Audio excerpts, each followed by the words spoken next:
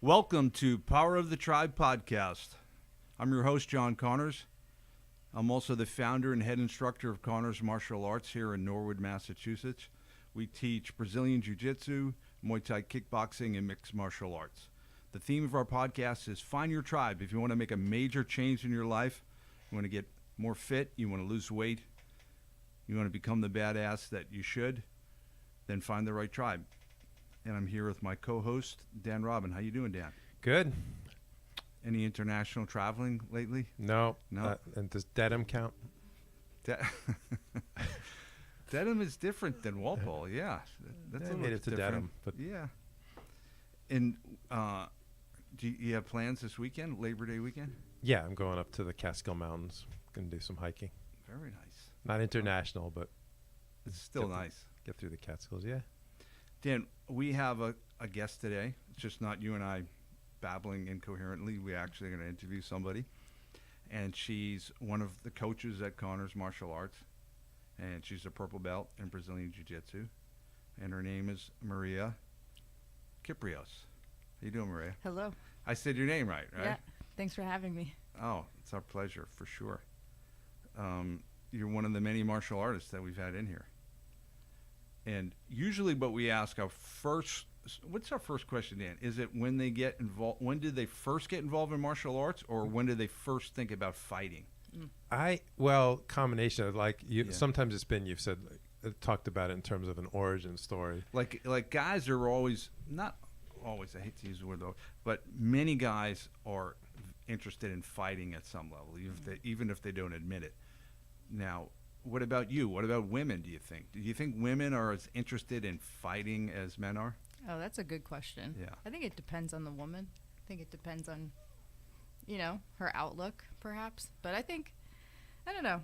I would say that women, when they love themselves or are confident, can think that they could kick some ass. So, yeah. So when was the first time the idea of fighting came into your mind? Were you like in kindergarten and somebody took your crayon and you thought, I'd like to punch them in the side of the head? Do you remember when you first thought about, or were you ever bullied?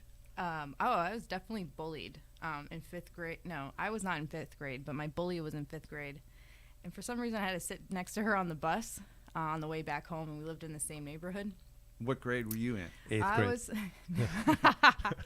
I was probably like in 2nd grade. 2nd grade. Yeah. Okay. And so I dislike this person already. Go she ahead. was so mean to me, and she'd be like, well, why are you just staring out the window? Because she and her friends all I sat next to her on the bus, and then her 2 friends were in front of her. And I was just like, can you just let me live? Like, that was my attitude. Just, leave me alone. So you were sitting on the window seat. Yeah. And you're just looking out the window Yeah. like, just let me survive this Yes. bus trip home. Yeah. That's a perfect Yeah. example of bullying, right? Like, you're literally sitting there doing nothing, and they Yeah. find a way to come up, like, why are you staring out the window? I think we all can kind of identify with that. Like, you're just like, why are you walking? Why do you look like that? Yeah. What's with all that breathing? Yeah, The well, in yeah. and the out. Like, the thing was, I was a very calm, shy child. I mean, I didn't really like confrontation, so I just stayed away from it. But I was also the mediator, so I had 2 younger siblings, a brother and a sister, and they would always fight and be really loud and bratty. My mom would be like, I'd walk into a room, I wouldn't even notice you were there because you were so quiet. So you were the peacemaker. yeah, total peacemaker. So what happened with this bully? You just endured it for a while? Yeah, I endured it for a while. I had a tutor because, English is technically my 2nd language. So my mom had me go to a tutor's house, and she was really religious, so we prayed about it. She stopped bullying me after a while. So I don't know. You prayed about it. Did you put a curse on her or anything like Yeah, that? right. I got my stones out and some candles. No. But, I was just very, why? Just leave me alone. I didn't really care. I didn't show a lot of emotion as a young child. So, but the thing is, it took me a while, and once you crossed the line, then I was just a furious ball of fire. So, you had to really push me to the edge. So, Do you have any memorable instances in your young life where you're like, that's it, I'm mad as hell and I'm not taking this anymore? So I had bought stickers. This is so funny. I had bought stickers at a field trip. We went to the Smithsonian Museum, and I bought these really cool dinosaur stickers, and I brought them home. And then I brought some pencils with like rocks in them. So I bring them home, and my siblings are like are after the stickers, and like they both want the stickers. Now, what are your siblings? They're younger than you. Yeah. So we're only like, my sister's 15 months younger than I am, and and my sister and younger brother were born in the same year, so they're Irish twins. They're like 11 months apart. So they fight over the stickers, and I just take the sticker page. I didn't even care that I really wanted these stickers, and so I just ripped them up and threw them in the trash can. That's how I got mad. I was like, if you know what, that's it. I was like very motherly, I guess. So, but I would definitely fight with my brother. Like we would fist fight, wrestle. I was actually interested in this because related to your sort of, I guess we're going to head over to like the origin story of martial arts, and you've mentioned it before where boys will like just wrestle around, like, and I heard you mention this before, and I was thinking, for me, for recess, there were whole years where like at lunchtime the boys would go out and just like wrestle in the sand pit, say, every lunch, and that's like thousands of reps. You know what I mean? You're like that girls don't typically get. No. So growing up, so we didn't have, maybe you did, but we didn't have like endless fist fights. I know some guys do, but we didn't have reps on that. Like we didn't go out and punch each other in the face like every day, but we'd wrestle and grapple every day. Not trained, but again, you're learning. You do it 10,000 times. You're learning, and you can see it in the gym. People that never have, where just trying to trip somebody and they're like sticking their leg way out, and you just sort of feel like, well, you obviously can't trip them like that, and you realize that this playing around as a kid and as a little boy, you can get a lot of experience that the girls don't have. Yeah. That was in the book The Cinderella Man. They made a movie out of it. Do you remember that book? Yeah. James Braddock was the heavyweight boxing champion, and that's what he said. He would go out and do bare knuckle fighting since he was like 7 years old every day for 2 hours with all his friends and kids in the neighborhood. So they're like, now you're going to box. You're going to put on these padded gloves. And I'm like, padded gloves? So it was actually less stressful than bare knuckling it in the street. Yeah.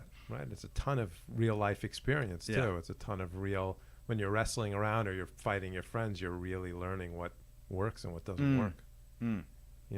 Well, you're just getting comfortable, I think, in that scenario, like being on someone and rolling around. So I think, guys are a little bit more comfortable with that. But, I would definitely fight my brother because he thought he was Chuck Norris. We would watch Texas, what was that called? Texas Ranger or something like that. Walker Texas Ranger. There you go. Texas Ranger. He loved everything Chuck Norris, so he wanted to kick our butts. So. No, did you pretend you were somebody? Did you have a hero that you wanted to emulate when you were a kid? No, but I loved, so backstory, I started Taekwondo in 3rd grade. So I loved anything and everything like Asian martial art movie. So anything Bruce Lee, Jet Li, I thought it was so cool. And I enjoyed all the Chuck Norris stuff too. Is there some reason you started in 3rd grade? Like, did your parents? Oh, so we were doing, my sister and I were doing ballet and tap. And my dad's like, no, we're going to get them all in martial arts. We're all going to do Taekwondo. So there's a Taekwondo school down the street from our house. So we just did that. And I just all three of the siblings did it? Yeah. Did Dad do it? No. No. My dad can kick some ass. He's a stealth killer.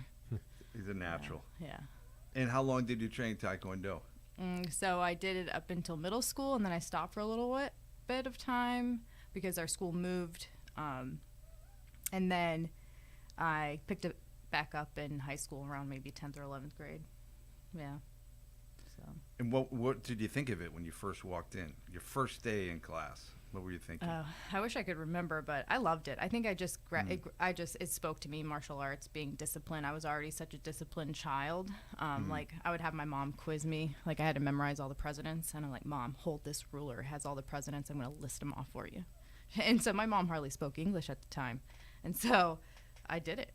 And she's like, cool. So she never had to tell me to study, or to figure out ways to study. I just figured them out myself. So I was super disciplined, and so that martial art part just spoke to me, and I loved it. When you picked it back up in high school, then you stayed with it, or that was like another temporary I thought I was going to stay with it in college, but then I got super busy in college and I was like super serious, and I took a lot of courses every year, trying to figure out what I wanted to do. So I would work out, or I would do it in my room. So now you're on the verge of getting your PhD. Is that correct? Yeah, hopefully 2 months. I keep saying 2 months. I feel woefully undereducated in this room. Doesn't even have a PhD. I know. He went to Harvard, though. Just to Harvard. So what did you study? Material sciences? Is that what you studied? Yeah, so I study physical chemistry. So I do very fundamental studies on material, specifically metal oxide nanoparticles. So, yeah. Do you want to ask her about that, John? Do you want to follow that? When did you first get interested in that? Yeah. That's riding on the bus home in the 4th grade. Yeah. I was I feel like boys have a lot more experience with metal oxide nanoparticles. I really got to see what this glass is coated with that I'm staring out of. Nah, I don't know. Like I liked my boss, so a lot of factors came into it, and then I just hit the ground running in research. So I didn't care what it was, as long as it wasn't organic chemistry. Yep. Now back to fighting. Did you compete when you trained in Taekwondo? I did as a child. Yeah. So we did like a bunch of competitions, and I was super serious and super competitive. So I got like a first place trophy. It's like about 3 feet tall. I was like, yeah, got it. So I have that competitive edge, if you will. But you still have the trophy? Yeah. Oh, yeah. It's in my room. Not my room here. And was there a lot of home. Contact? Not as a kid, but like once you got up to high school, or was it kind of, that? You were all I did karate for one. There was almost no contact. Like people would get angry if you actually ever hit them. So was it, I was all about the contact, but you're wearing protective gear anyway, so it's not like you're going to feel it. You have these big styrofoam like head pieces and foot pieces and chest pieces, so right. Yeah. It's not really that serious. Have you ever been in a physical altercation in the street? No. But I've had like some people come up to me. I've had people spit on me. I've had oh my God. people yell, like some drunk guy yelling and being really horrible. But I'm just super calm, in that instance, and I just can ignore things. So, but if they were to touch me, then yeah. Like my brother would get into really like yelling matches with girls because girls would be mad at him, and he'd be like, you know what? My sister could kick your ass. So, you know what? And then my big sister will kick your butt. Yeah. He's like, Maria, I really want you to just annihilate her. The cool thing about my siblings, they think that I'm just like this awesome, cool person that can kick ass. You're Wonder Woman. But aren't you like, could you please not bring me into this? Like, I'll do anything you want. Now, how did you find your way to our academy in Jiu Jitsu? So I moved up to Boston, and I was just like, I really want to get back into kickboxing. I don't like the katas, and I don't want to do this Taekwondo. And I went to Taekwondo school, and I'm like, these people are nerdy. Like, I just want to fight. And, I don't want to, yes, I want to know the technique. I want to know the body mechanics, and I want to get it down right. But, like, I want to use it for real. Like, I want to learn, just get a situation where I could see what it would be like in real life to fight. So your gym's like really close to my house, so I got lucky. Yeah. But I always think also that jiu-jitsu in particular and grappling, it's even has an extra difficulty for women, like that, like real rolling around and like, you're just really on top of each other. Right. And so even the striking, there's this distance, and you know what I mean? Like, I think there's a lot of, it's like even more rare for a woman to get into the grappling, because even a woman that would be willing to strike is like, I don't really want to roll around, Well, I didn't know what jiu-jitsu was. I was like, oh, they have Muay Thai. I know what that is, so I'll go do that. And then I befriended Amanda, and Marcelo was the afternoon Muay Thai coach, so he's like, yeah, you should try jiu-jitsu. So they both got into my ear, and then Marcelo and Amanda showed me some things, and I was like, man, as a woman, I should know this. Like, I was like, this is a great survival thing. I didn't know what it was, but I was like, I got to learn more about this. Do you remember specifically what they showed you that made you come to that conclusion? I believe it was mount escape. Right. So for our listeners who aren't familiar, somebody's basically sitting on your stomach and you're flat on your back. Mm-hmm. Yeah. Yeah. So how to get out of that situation? Like someone's on top of you, literally on top of you. Yeah. How can you get out? And you really want to have a technical process to do that. Mhm. Otherwise, Yeah, it it's might not not gonna work. happen. Mhm. Yeah. So, yeah, I liked it, and I was just like, if I was ever, as a woman, and I just moved to Boston, and there was like on the news some guys coming into people's homes, staring at them and tickling their feet. I don't know. Did you guys hear about that? Oh my God. You guys didn't hear about that? When like was this? 5 years ago or something like that? Rings a Dan, bell. where were Or you? like 4 years ago? Yeah, he was the one tickling people's feet. Rings a bell. And I was just like, that's ridiculous. That's and, a little scary. I'm going Yeah. on dates with random people too at the time, and I was just like, oh no, I gotta hone this skill in. Have you know? learned any moves to deal with someone tickling your feet? Like while Just you're kick them in the sleeping? face. Yeah. But I so don't know. were you like hesitant though, or like they kind of Mm. eased you in, like about rolling around, They eased me in, definitely. Okay. Because I was like, I need to be courageous. I moved to a new town. I'm in this new program. This PhD thing is really overwhelming. Everything's overwhelming. I'm trying to figure out who I am, what I want to do, where I want to be. And so I was like really shy walking into the gym. But I was like, I'm doing this because I want to find courage and like confidence and just connect with myself physically. Because I don't like working out the gym. I'll do it, but I don't enjoy it. When you say working out in the gym, you mean like treadmill, dumbbell stuff? Yeah, I just can't. I get bored. I It's get so bored, and Yeah. it's not a learning process, and it's not like creative enough for me. That is the great thing about martial arts, and especially jiu-jitsu, is your mind is engaged. You're Yes. essentially learning every time you train. I literally, and it was so amazing. It's like my brain would turn off for the whole hour I was training, and I didn't think about anything but jiu-jitsu and like surviving mostly, and trying to hit techniques. I loved it.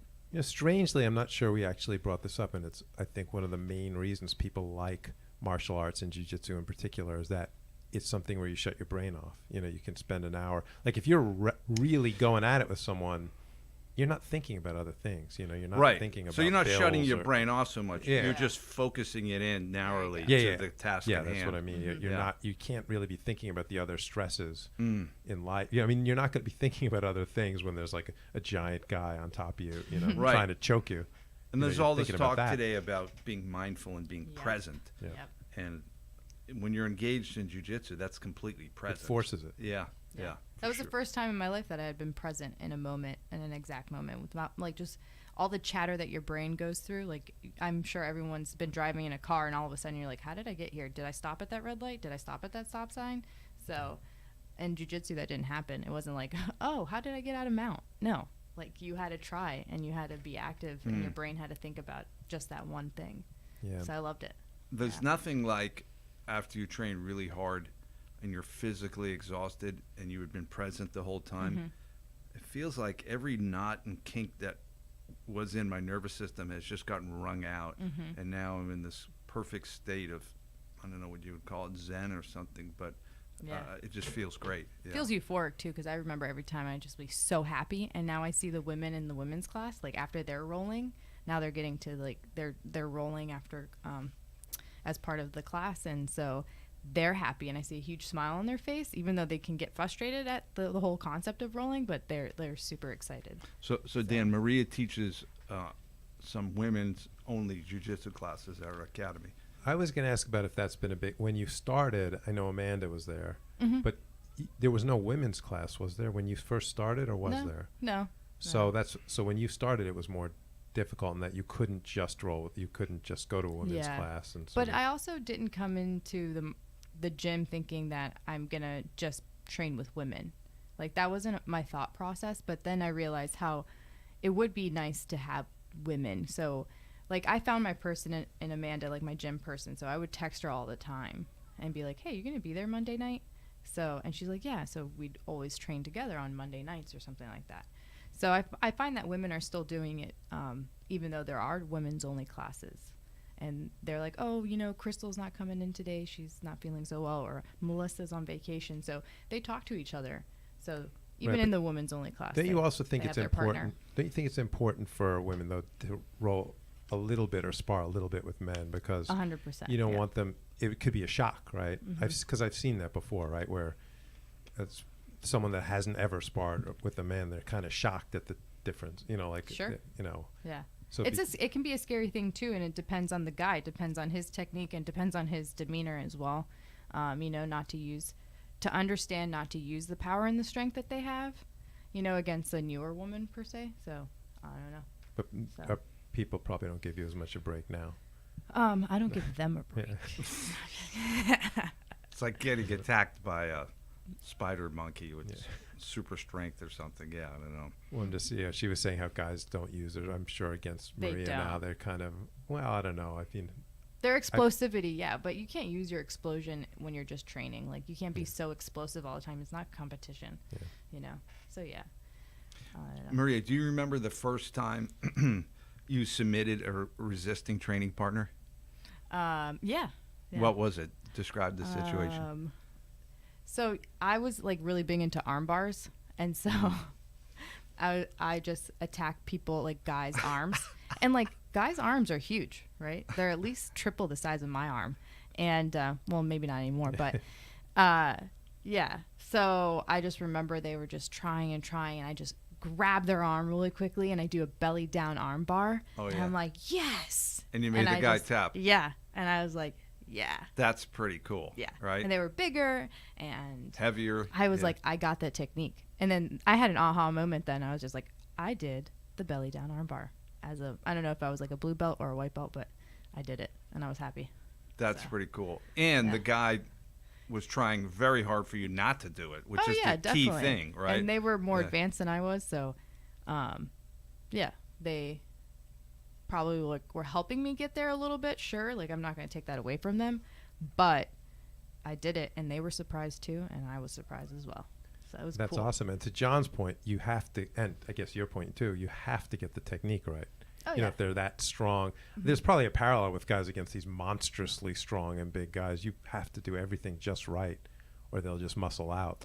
Yeah. Well, that's the whole point of jiu-jitsu is there's theoretically an infinite amount of distinctions you can bring into any position, into any technique. And the more distinctions you can bring in, the more leverage you have, the more actual power you have. So people talk about when they, usually newer students, how can I get stronger for jiu-jitsu and this type of thing. And I usually tell them, just come and try to get better at jiu-jitsu.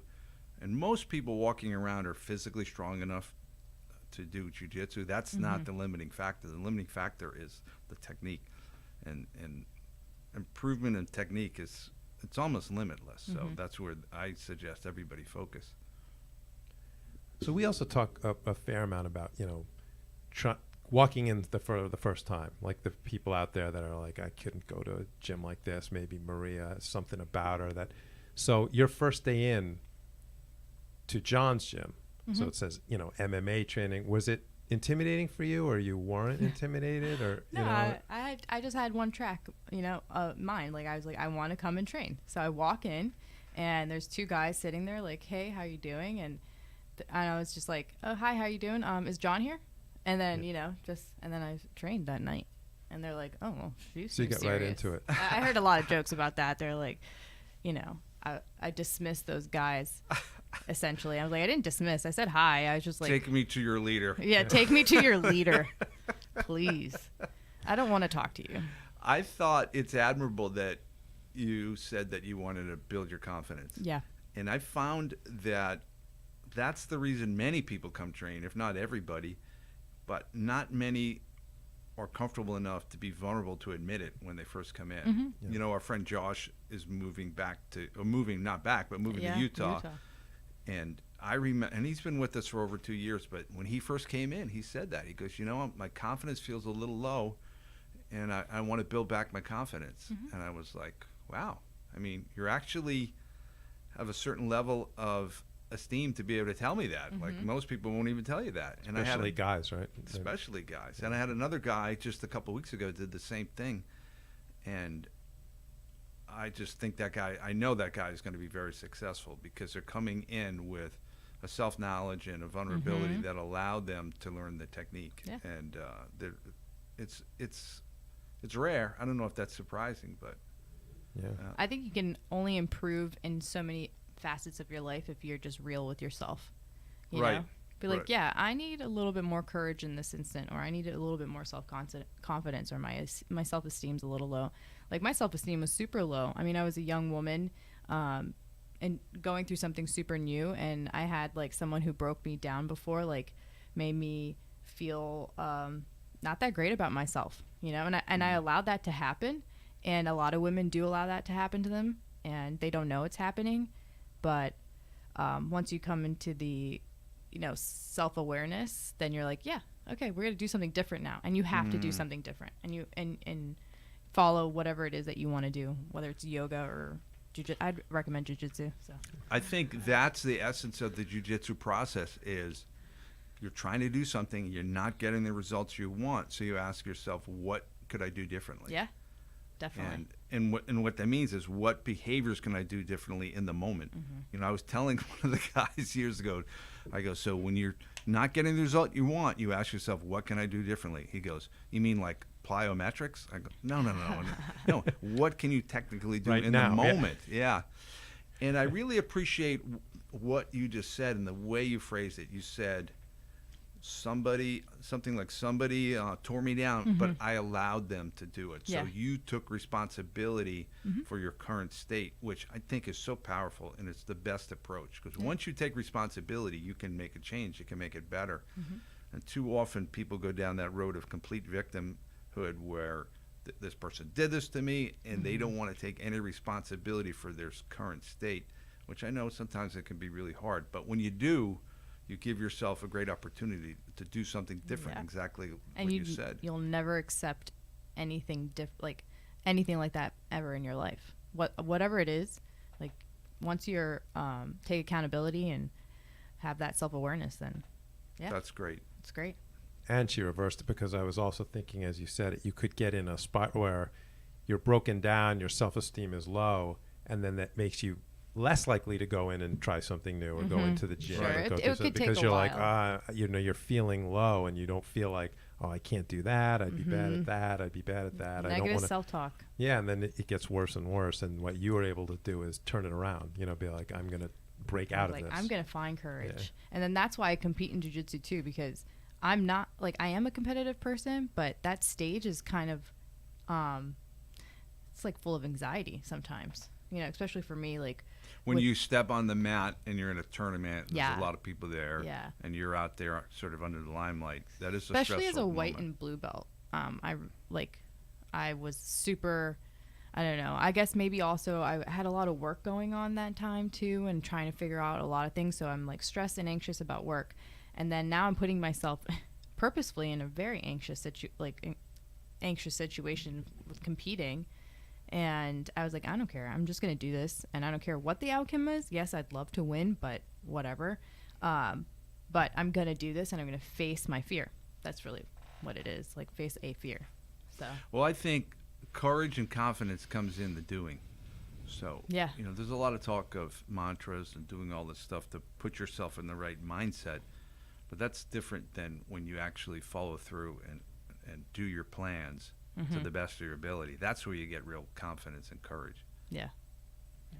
And also, this is also why I put my son in wrestling for a while, way back when. It was comparatively getting up in front of a lot of people to, like, fight or wrestle with somebody is going to be, that's very stressful, I think. And so other stresses in life are going to seem less, right? I would guess, for you. You know what I mean? It's sort of, For that moment. yeah, but it's sort of, in comparison, if you kind of get your body and brain used to this high level of stress, then suddenly having to, I don't know, get in front of a class and teach, you might feel like, this is not, at least no one's going to choke me. Yeah. I'm not going to have to actually fight with anyone. I'm still in front of people, but comparatively, this is easy. Each and every time I've competed, like, after walking off the mat, I'm happy because I did it, and it helps my confidence, like, inch by inch. It helps, all around confidence, not just jiu-jitsu confidence. Just, I did it. I faced a fear, or I faced this situation that brought a lot of anxiety and made me super worried, and I did it, and I overcame it. And so, like, with doing Grappling Industries in August, I focused on a mantra and just clearing my head and just thinking, okay, I'm gonna step on the mat and try some techniques out. So it's What was your mantra, Maria? it was I'm in control, which is your mantra, and hallelujah, because I was really thankful for doing it, for being there. I like and, that. Hallelujah. Yeah, hallelujah. Like, hallelujah, I'm here. I'm doing it. Yeah. You put The some first positive fight spin is in. hard, like, because I had five matches, but the first one was my most, it was the hardest one, The mentally. most psychologically Yeah. stressful. Yeah. And then after that, like, by the fourth fight and match and the fifth fight match, like, I was just, okay, whatever, out there let's, doing like, it. have fun, you know? Yeah. Yeah. So hopefully I can keep that going. And you also mentioned that there's this idea, and I think this happens to a lot of people, where you feel like the person across from you is this killer and scary, and then it turns out they think that about you. You know, Yeah. they're looking at you, going, "Oh, so she looks strong, she looks mean, she looks." Yeah. And you always, I think it's common with guys and women, where you feel like this unknown person across from you is just really intimidating and really scary, and they look, you know, you put them in your mind, you know, that they're this monster coming to get you, and they're doing the same thing to you. And I think you even mentioned once that someone said to you, like, I thought you looked really scary, or you felt really strong, or something like that, and you were kind of surprised. A bunch of people after competing, even I did Grappling Industries last year, they're like, oh, you look a lot stronger than you don't look as strong. Well, I don't know what I'm looking for here, You're but stronger than you look. Yes, Yeah. there you go. I was like one of those.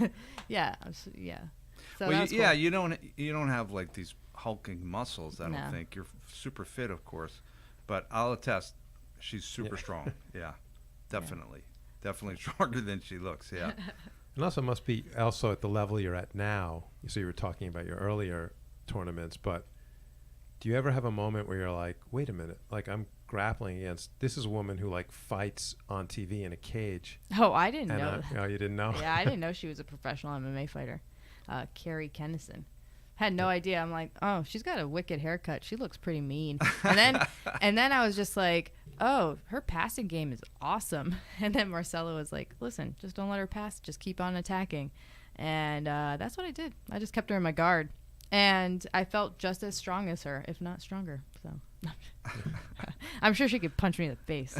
So, yeah, it was cool. It was, and then, you know, once I was told that she was a professional MMA fighter, I was like, cool. Like, can I fight MMA? No, just kidding. No, it was different because I gripped her up, you know, and I'm sure I train gi and no gi a lot, and she's cross training, right, for her fights. So I'm sure her training is a lot different than Are what you my just training is. interested in jiu-jitsu now? You wouldn't, Oh, because you yeah. said you started No, as, I like jiu-jitsu. I like, you know, I want to compete a little bit more. do you do the stand-up at all anymore? or I you- dabble. I Okay. dabble. Yeah, I have fun. It's a good workout, cardio workout. It's a very different workout than jiu-jitsu. The conditioning is different for sure. Yeah. Now, when you first started teaching classes, or have you taught in the university setting at all? Yeah, I was a TA the whole entire time for 6 years. Yeah. And did you feel any stress when you first went to teach? Yeah, I was like, oh my god, how am I going to teach them chemistry? I don't even know if I know chemistry. It wasn't that, but I'm like, I'm going to deal with students. But I tutored a lot too, in undergrad and after undergrad, so I was comfortable with explaining material very simply. So I'm a big thing. If you can't explain it simply, then you don't know it enough. You don't know it well enough. I totally agree. Yeah. So Now, are you surrounded in your university situation, or community? Is it many more men in your field than Yeah. women? Oh yeah, totally. As a scientist, like a chemist, sure. But there's a lot more women coming up, you know? Yeah. Which is great. Just So like when you were jiu-jitsu. you were teaching mostly to men, obviously, right? Or not? You know what? I couldn't tell you. I think Yeah. it was a mixed bag of, like, you know, Yeah. because it's undergrad and it's general chemistry, and a lot of them are like, I'm going to be pre-med. I'm going to become a doctor. I'm like, I don't want you to be my doctor ever. So maybe you should have different goals in mind. That's really mean, I know, but I mean, let's just be real. I used to have that sometimes where Yeah. someone would say, I want to go on to get my PhD. And I'd feel like, well, step one, probably you should know the plural of foot is feet and not foots. Like, let's start with that and then work our way from there. So sometimes you felt like, look, I don't I'm know if you never- have I don't know if that's the Well, route that's for you. interesting because we touched on this earlier. You did, Maria, about being realistic. Mm-hmm. You know, I think our culture has a lot of emphasis now on positive thinking and Yes. dreaming huge. And I think it's great to have huge dreams, but you also need to be grounded in reality Mm-hmm. and understand where you are at the moment and what it's going to take to get to your dreams. Yeah, definitely. And knowing feet instead of foots, Yeah. probably. That's step one on That's the road key. to the That is PhD, I think. key. I don't know. It's hard too because my big thing is I want to motivate people to be better, no matter what it is. So even if you're my student and at the university, I want you to try your best, and so I'm going to motivate you in any way, shape, and form to be your best and to take your responsibility. I mean, I'm very stern. Don't get me wrong. I'm like, you guys are adults. Like, you guys got to figure out your time management. I can't be accepting late lab reports. Like, that's unacceptable. You're paying to be here. You're paying me to teach you. Assume your responsibilities. So, but I'm here to help you. So, contact me. I'm available. I'm flexible. Let's get together. Let's figure out this problem. Let's solve it. Let's learn chemistry. So same with That's one jiu-jitsu. of the. So yeah, I've taught at the undergraduate level. You run into there's a lot of people that don't want to take responsibility Mm-hmm. for anything that not being ready for an exam, not making it to class, Yeah. and that's one of the most maddening things for me Mm. in teaching. And that if someone just didn't get something done, they had reasons and They had it a million wasn't their fault. excuses. That's the thing. It's just like, and I tell them, well, I worked as an undergrad as well. Mom and dad didn't spoon feed me either. So I used to don't know. say for class, if we're just there was a period where a lot of students were saying like, oh, I couldn't make my car broke down Mhm. or this, I couldn't make it to class. So I started at the beginning of semester saying, or, I was sick or this happened or that happened. At the beginning, this was probably a risky thing for me to say, but I started saying, look, I live 20 miles away from here. I've got all this going on in my life. I will tell you right now, I'm going to make it to every single class on time. Yeah. At the beginning of the semester, I says, I will be at every single class. My car won't break down. I won't be too sick. I won't. By the way, you can see how this could be a disaster, right? If like my car just broke I down. don't think so. Yeah. But I used to say it just like, I will be here. And any of the things that could happen to you could happen to me. But I'm telling you right now, I will figure out a way. I will get here every single time. And I expect you to do the same. And it worked a little bit.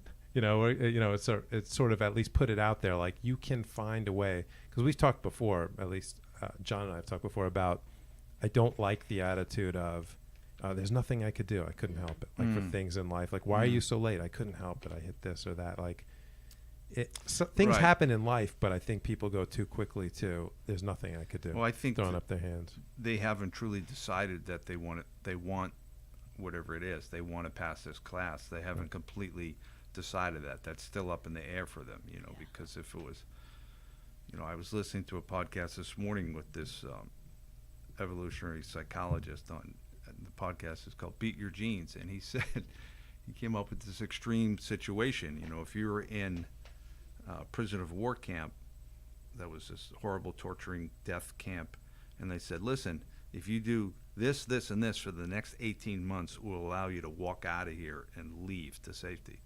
You would hit every milestone, because you're sufficiently motivated, because Right. your survival depends on it. So I think a lot of it is people just haven't decided that they want to do it.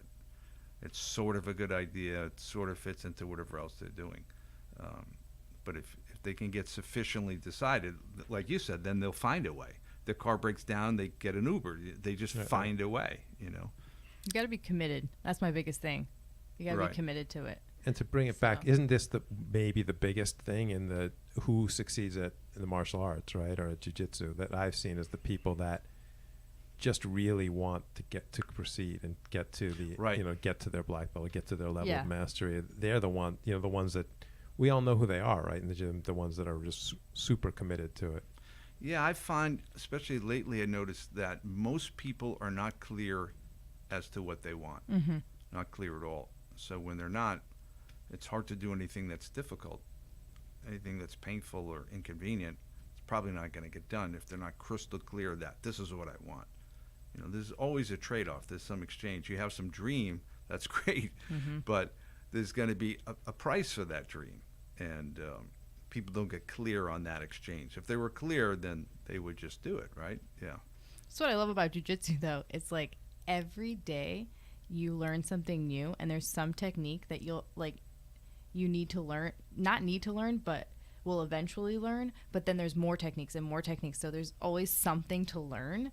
And so it's just new every single time. And then every single time you walk in, there's like a smaller nuance that you learn and you pick up on. So when you stay committed to jiu-jitsu and you stay committed to that, like each and every day, you're going to learn a small nuance of some technique.